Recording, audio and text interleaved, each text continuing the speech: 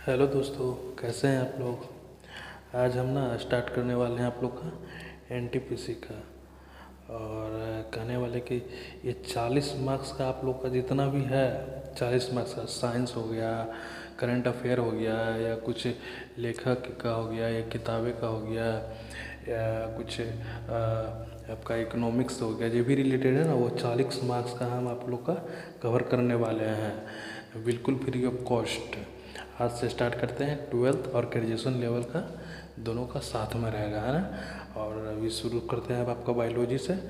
Total मतलब कि 40 marks के अंदर जितना भी आता है सिलेबस, लगभग 10 से 12 टॉपिक आप लोग को है पढ़ना, वो सारे हम आप लोगों को कवर करेंगे एक बाई एक करके, है ना। तो आप लोग इस चीज़ को आप ध्यान से देखिएगा। तो हम आज से सेशन आप लोग का स्टार्ट कर रहे हैं, ठीक है। तो स्टार्ट करते हैं आज का सेशन।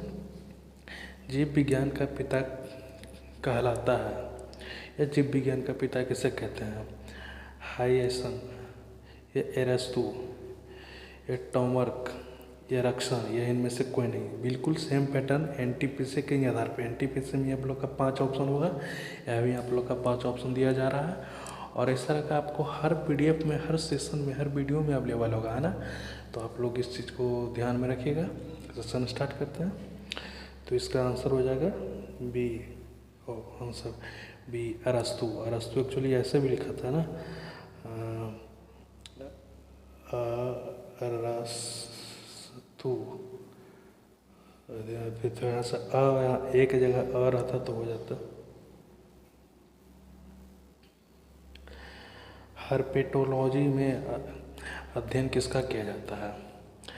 सर्पिसों का, अभयचरों का, सर्प्स का, या अभयचरों का, या पक्षियों का, है ना। तो आप लोग का आंसर देना है, इसमें से क्या होगा। हेर्पेटोलॉजी में अध्ययन किसका किया जाता है। तो ऑप्शन हो जाएगा आप लोग का बी। बस आप लोग जो हम आप लोग का अवेलेबल वीडियो करवा रहे हैं ना, आप लोग सेम टू सेम देखते जाइए ना। कोई एक क्वेश्चन इधर का, ना कोई क्वेश्चन इधर का, ना बीच में कोई फालतू, ना बीच में। हाँ, लास्ट में आप लोग कमेंट करके ज़रूर बताइएगा कि आप लोग का कितनी किस तरीके से आप लोग का है, क्या कर रहे हैं। बिल्कुल एकदम A to Z। हाँ, थ्योरी वाइज हमें करवा रहे हैं। उस थ्योरी में से जो भी क्वेश्चन निकल रहा है, जो भी निकलेगा, जो भी निकल सकता है, वो बिल्कुल आप लोग एज ए क्वेश्चन के रूप में हम आप लोग को लेकर आ रहे हैं। तो इससे बिल्कुल टेंशन नहीं लेना है कि थ्योरी नहीं रहा। कोई थ्योरी हो या आप लोग का क्वेश्चन हो, दोनों सेम ही बात है। आपको जो हम करवा रहे हैं बस उसे फोकस कीजिए, सेम टू सेम वही आने वाला है।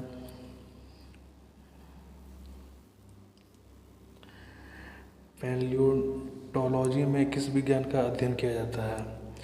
वायुमंडल का, जीवाश्म का, मिट्टी का, पशु का, या ये ऑप्शन इनमें से कोई नहीं, या एक से अधिक।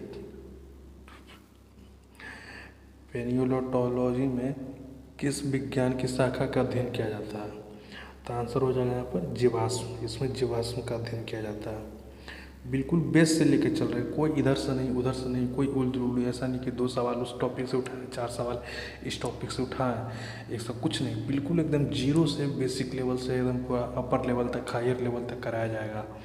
एकदम पूरे बिल्कुल जीरो से एकदम सेशन आप लोग को ले जा रहे हैं। मानव को किस शिक्षा से संबंधित विज्ञान है। मानव शास्त्र, जीव विज्ञान, भूगोल, गणित, या इनमें से कोई नहीं। मानव को किस शिक्षा से संबंधित विज्ञान है। यह आंसर हो जाएगा आप लोग का मानव शास्त्र। सूक्ष्म वस्तुओं के लिए प्रयुक्त सूक्ष्म अनुकरण उपकरण है। दूरबीन, सूक्ष्मदर्शी, जलदर्शी, या मध्यदर्शी, या इनमें से कोई नहीं, या एक से अधिक। क्वेश्चन है, सूक्ष्म वस्तुओं के लिए प्रयुक्त सूक्ष्म अनुकरण का उपकरण है। ऑप्शन ABCD आप लोग देख सकते हैं। इसका आंसर हो जाएगा ऑप्शन बी।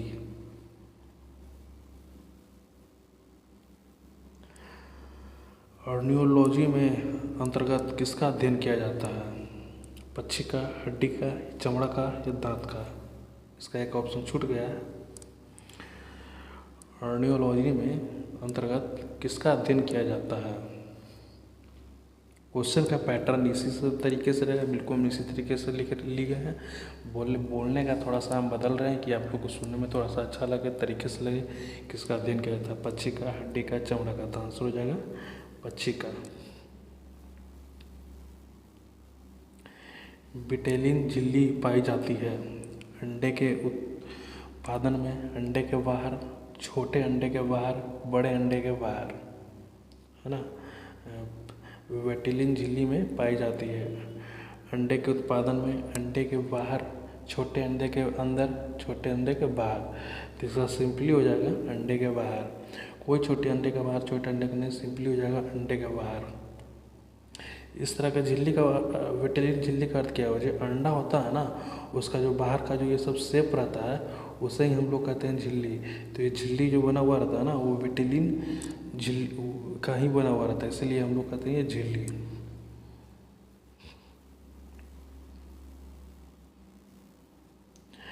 नाभिक के अलावा कोशिका के किस कोशिका अंग में डीएनए होता है?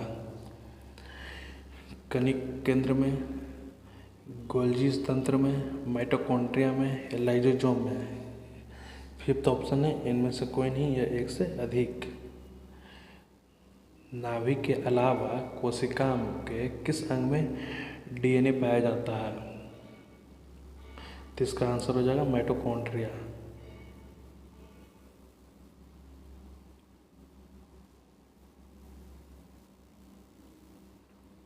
प्रोटोप्लास्ट क्या है? कोशिका झिल्ली प्लस प्लाज्मा झिल्ली, पादप कोशिका या कोशिका भित्ति, साइटोप्लाज्मा कोशिका या झिल्ली, या प्लाज्मा झिल्ली या साइटोप्लाज्मा? तो इसका आंसर हो जाएगा डी।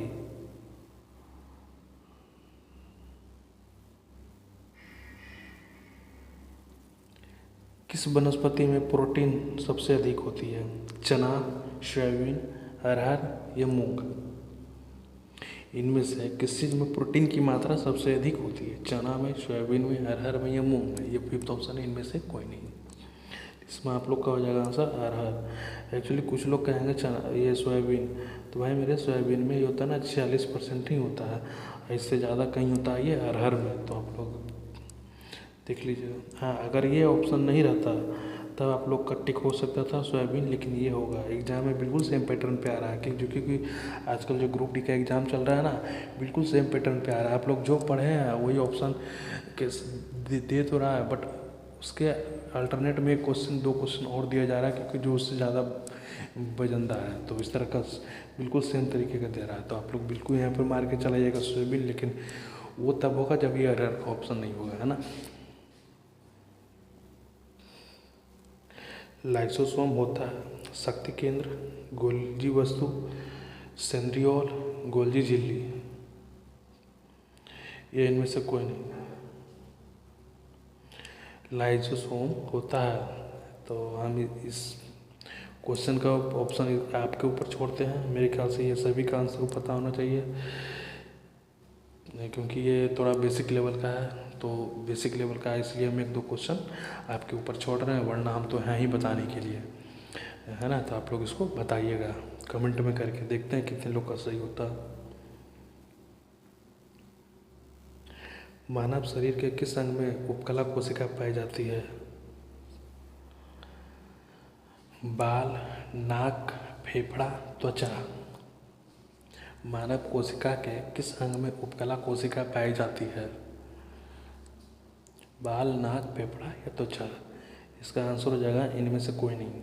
हम एक दो क्वेश्चन आंसर, सॉरी क्वेश्चन में ना ऑप्शन डी, ई को भी लेकर आ रहा है, जानबूझकर लेकर आ रहा है, क्योंकि इससे आपके अंदर वो क्वेश्चन का आंसर खोजने में थोड़ा सा जिज्ञासा जाएगा। इस बहाने आप लोग थोड़ा सा वर्क भी करेंगे, है ना। इसका आंसर हो जाएगा इनमें से कोई नहीं।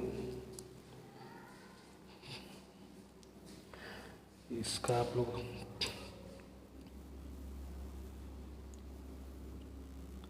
शरीर की कोशिकाओं को ऑक्सीजन प्रदान करने में किस रसायन की महत्वपूर्ण भूमिका होती है? हमारे शरीर में जो कोशिकाएं हैं वहाँ तक ऑक्सीजन पहुँचने में किसकी भूमिका होती है? हीमोग्लोबिन की, या न्यूक्लिक अम्ल की, या जल का, या प्रोटीन का? या फिफ्थ ऑप्शन इनमें से कोई नहीं है, एक से अधिक। ये 4 ऑप्शन 5 ऑप्शन है, आप लोग देखिए और दीजिए आंसर। आंसर हो जाएगा हीमोग्लोबिन। हीमोग्लोबिन की मदद से हमारे शरीर में जितनी भी कोशिका है ना, उसके द्वारा ऑक्सीजन प्रदान होता है। निम्नलिखित में से किसका विटामिन हमारे शरीर में नहीं बनता है? ये जो 5 ऑप्शन दिया है उनमें से कौन सा विटामिन हमारे शरीर में नहीं बनता? Vitamin D, vitamin C, vitamin K, vitamin B, या इनमें से कोई नहीं, ये सभी। इसका ऑप्शन हो जाएगा विटामिन सी। विटामिन सी है जो हमारे शरीर में नहीं बनता है। नहीं बनने का अर्थ क्या होता है? नहीं बनने का अर्थ यही होता है कि ये जो विटामिन सी है ना, वो खट्टे फल से हमारे शरीर में आते हैं और वो पेशाब के सहारे या किसी और के सहारे वो हमारे शरीर से निकल भी जाते हैं। मतलब कि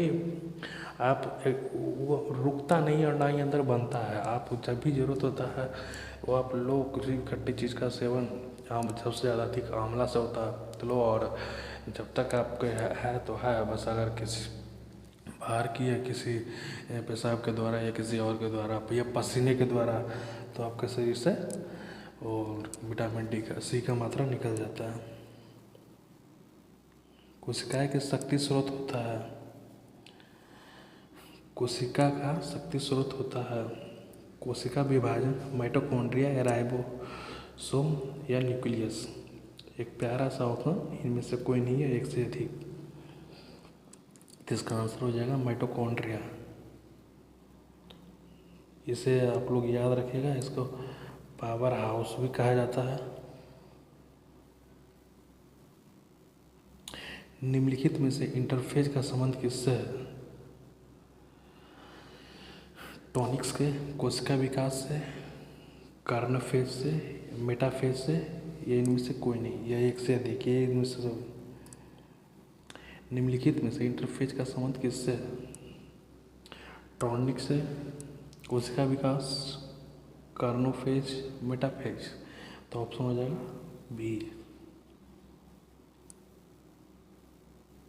कोशिका की आत्मा की देवी कहलाता है lysosome, nucleus, Golgi body, mitochondria, या इनमें से कोई नहीं है, एक से अधिक। एक क्वेश्चन तो मेरे ख्याल से जो भी एक दो मतलब ऊपर नीचे भी अगर कोई 8th 9th में पढ़े होंगे तो मेरे ख्याल से ध्यान ही होगा। तो फेवरेट सा क्वेश्चन हमारे और आपके बीच में रहता ही है। कोशिका की आत्महत्या की देवी कहलाता है। आत्महत्या की देवी किसी क्वेश्चन में रहेगा, आत्महत्या की थैली, ये हो जाएगा आप लोग का लाइसोसोम। एक्चुअली होता क्या है कि अगर ये हमारे बॉडी में फट गया ना, तो इससे इसमें लोगों की मृत्यु भी हो जाती है। हमारे शरीर के अंदर अगर ये फटता है तो इसलिए इसमें आत्महत्या की थैली। 90% से अधिक सेल में पाए जाने वाला तत्व, प्रोटीन, वसा, पानी या जल, या इनमें से कोई नहीं, या इसमें सभी। हमारे शरीर में है जो 90% से अधिक कौन सी क्या पाया जाता है? प्रोटीन पाया जाता है, वसा पाया जाता है, पानी पाया जाता है, या जल। आंसर होगा जल। अच्छा, हम आप लोग का एक और क्वेश्चन दे रहे हैं कि आप ये है ना पानी और जल दोनों में डिफरेंट ढूंढ के आइएगा, हमें कमेंट कीजिएगा क्या अंतर होता है दोनों में, पानी और जल में। जीव द्रव में सर्वाधिक पाया जाने वाला पदार्थ, प्रोटीन, वसा, कार्बोहाइड्रेट या जल। जीव द्रव में सबसे अधिक पाया जाने वाला पदार्थ कौन सा है? प्रोटीन है, वसा है, कार्बोहाइड्रेट्स है, या जल है। इनमें से कोई नहीं है, एक से अधिक। आंसर है जल।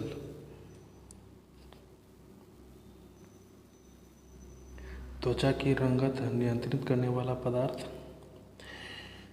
Keratin, लाइरोसिनेज, melanin, monocyte. इनमें से कोई नहीं है, एक से अधिक। त्वचा के रंग है जो किसके द्वारा नियंत्रण होता है? यह आंसर हो जाएगा मेलानिन।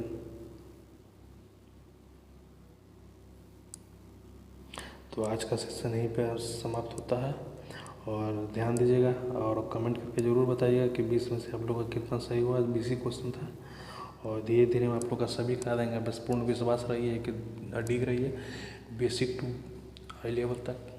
ठीक है, मिलते हैं नेक्स्ट सेशन में।